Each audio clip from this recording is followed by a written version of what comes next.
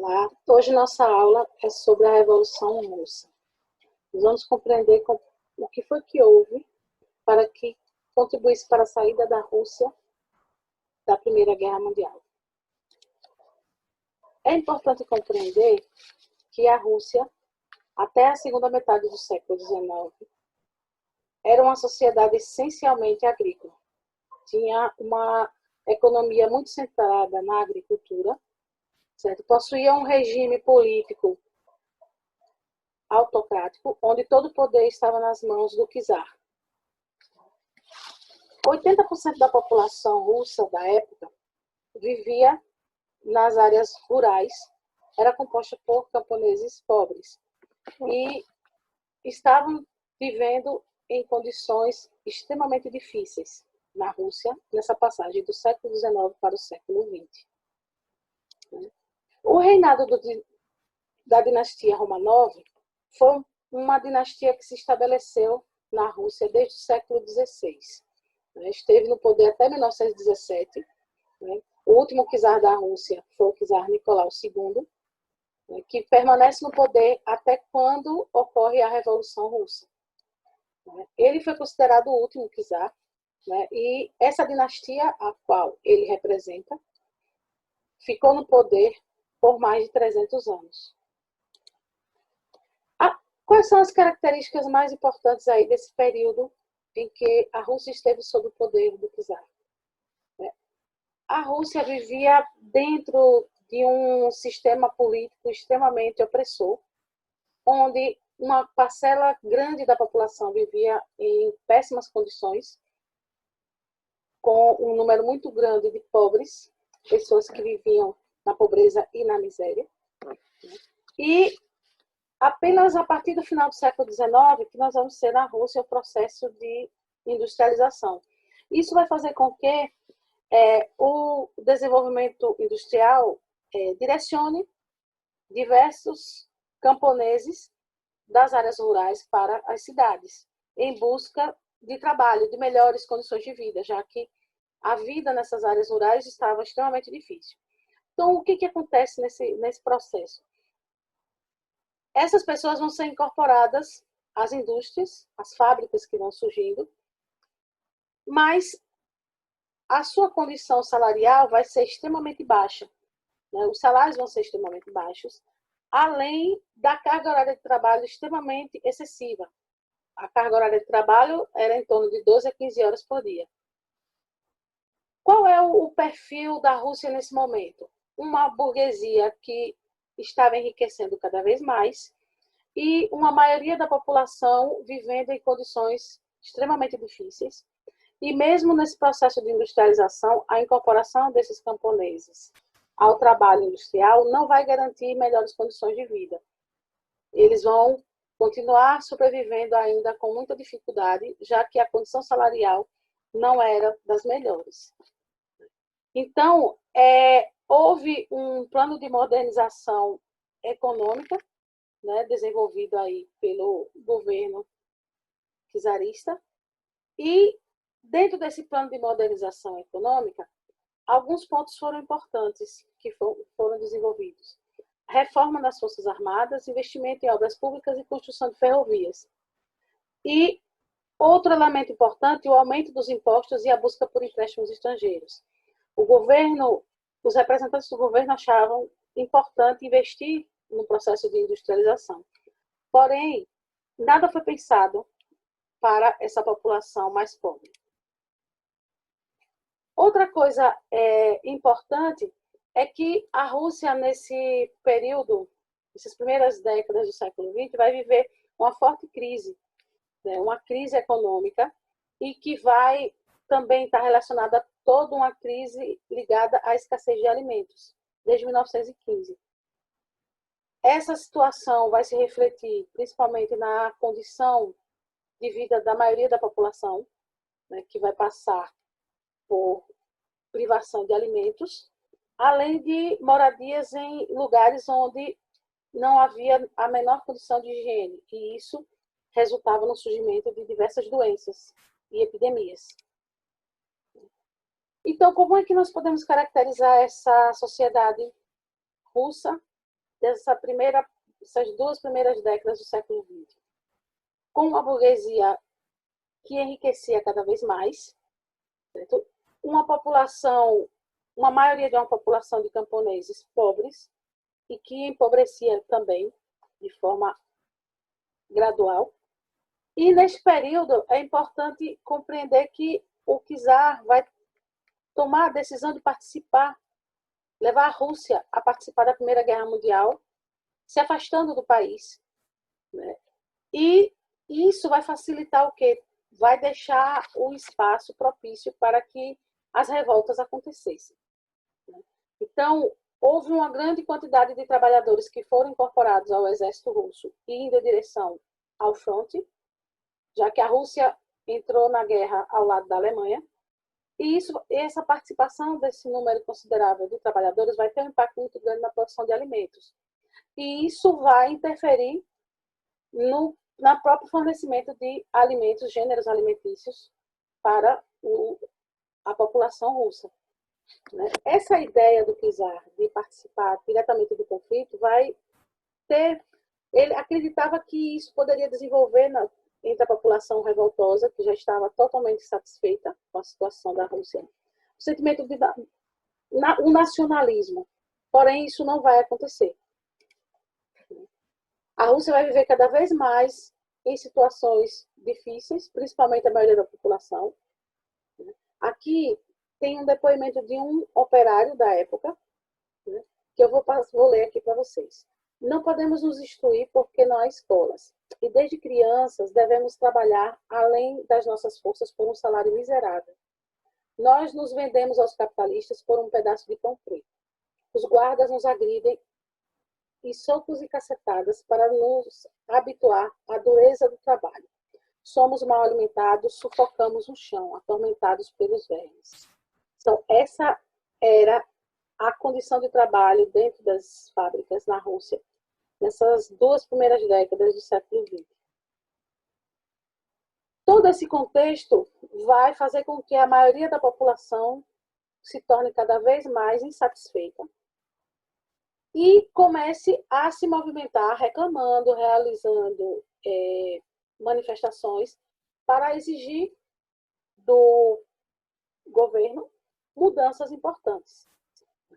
Então, nós vamos ver aí, dentro de todo esse movimento de revoltas na Rússia, o surgimento de um movimento político que vai dar origem aí aos partidos políticos na Rússia. E um desses partidos vai ser um partido extremamente representativo, o Partido Operário Social Democrata Russo. Eles vão organizar aí diversos trabalhadores, né? Só que o que vai acontecer dentro desse partido? Uma divisão de membros, né, que vão dar origem aí aos bolcheviques e mencheviques. Esses partidos, o início do século XX, vai ser marcado com o surgimento de diversos partidos na Rússia. E esse vai ser um partido extremamente representativo.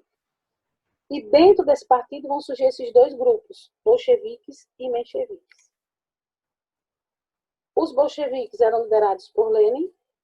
Entre as principais características desse grupo, defendiam mudanças no Estado russo, defendiam a derrubada do czar, estabeleceu o socialismo por meio da revolução iniciada pelo proletariado e a expropriação das propriedades privadas.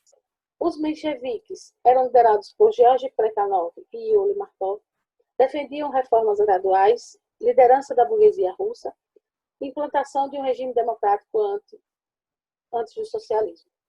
Então, esses dois grupos faziam parte desse partido Operário Social Democrata Russo e que vai ter uma força política importante dentro do Estado.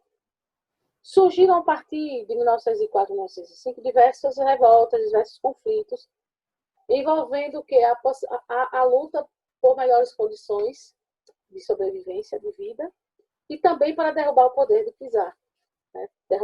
Retirá-lo do governo. Né? E a cada momento em que se agravava mais a vida da população pobre da Rússia, esses movimentos ganhavam força. Então, eram revoltas e greves que surgiam a cada momento. E como o governo respondia a esses movimentos? Utilizando a força e a violência a partir do seu exército. Um acontecimento foi extremamente importante e marcou profundamente esse período da história da Rússia, que foi conhecido como Domingo Sangrento. Em 22 de janeiro de 1905, trabalhadores russos eles vão organizar uma manifestação pacífica e, para combater essa manifestação, o czar autoriza os guardas imperiais a utilizar a força e a violência para combater os revoltosos. Nesse conflito, centenas de homens, mulheres e crianças foram mortos. Por isso que ele ficou conhecido como Domingo Sangrento. A partir desse conflito, as lutas da população começam a ganhar força e aí surgem os conselhos democráticos, formados por delegados eleitos pelos operários, camponeses e soldados. Esses conselhos ficaram conhecidos como os sovietes. Isso foi uma forma da população ganhar maior representatividade política, maior representação política na Rússia. Então, se sentindo pressionado, o czar Nicolau II, ele cria a Duma, que é um parlamento formado por deputados eleitos que auxiliavam nas questões políticas do Estado russo e também toma a decisão de legalizar os sindicatos dos trabalhadores. Essa entrada da Rússia na Primeira Guerra Mundial vai ser algo que vai abalar profundamente o governo do czar. E quando, em 1917, a Rússia ainda estava no conflito, houve um grande inverno, um inverno extremamente rigoroso na Rússia e que acabou resultando num aumento da fome na região.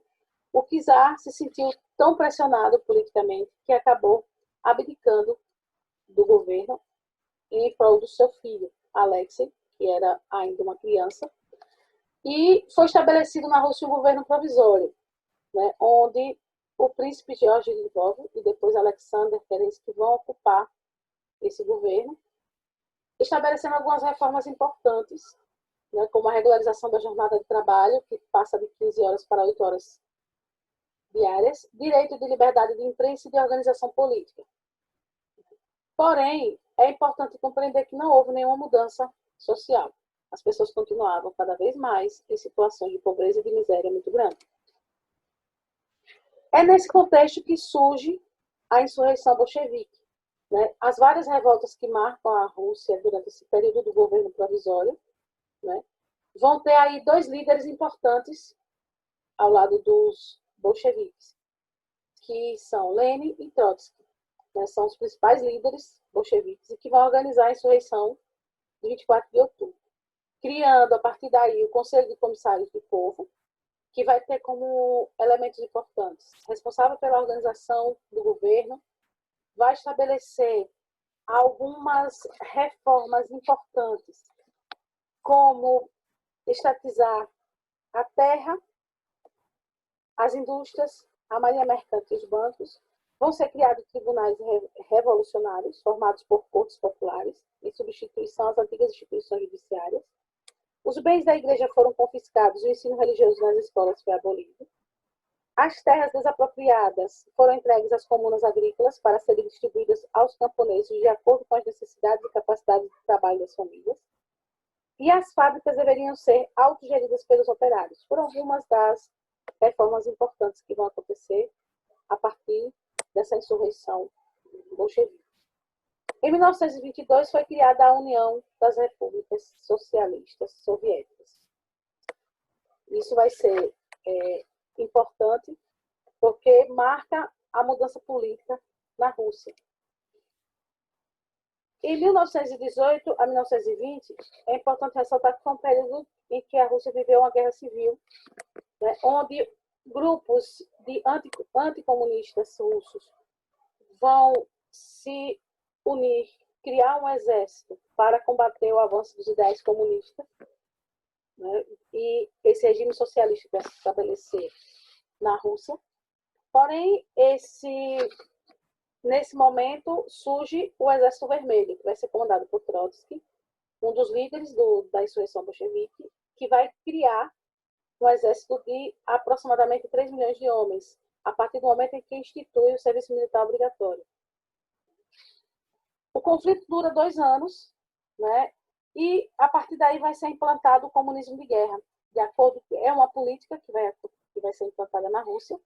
Né? De acordo com essa política baseada na ferrenha disciplina do exército e nas fábricas, os camponeses deveriam entregar uma parte ou mesmo toda a sua produção ao esforço da guerra do Estado. A estatização da economia foi levada ao extremo, com a proibição de qualquer iniciativa privada. Então, houve esse controle maior da economia, isso vai ser extremamente característico desse momento na história da Rússia. Né? E vai ser o exército, né, em 1920, ele acaba vencendo o exército branco, como ficou conhecido, o exército organizado pelos grupos anticomunistas. Né? Porém, o que vai acontecer com a Rússia após esse conflito é que o país já está totalmente arrasado, necessitando aí de uma nova política econômica. Em 1921, Lenin constrói aí essa nova política econômica, implementando medidas capitalistas para avançar mais no fortalecimento do socialismo na Rússia. O embargo da produção camponesa foi substituído por um imposto a ser cobrado em produtos, sendo permitido que os camponeses vendessem o excedente para assim obterem um lucro. Além disso, o Estado soviético vai permitir que a iniciativa privada controlasse pequenos setores do comércio e da indústria, mantendo sob a autoridade estatal as grandes indústrias pesadas e áreas estratégicas e mais rentáveis.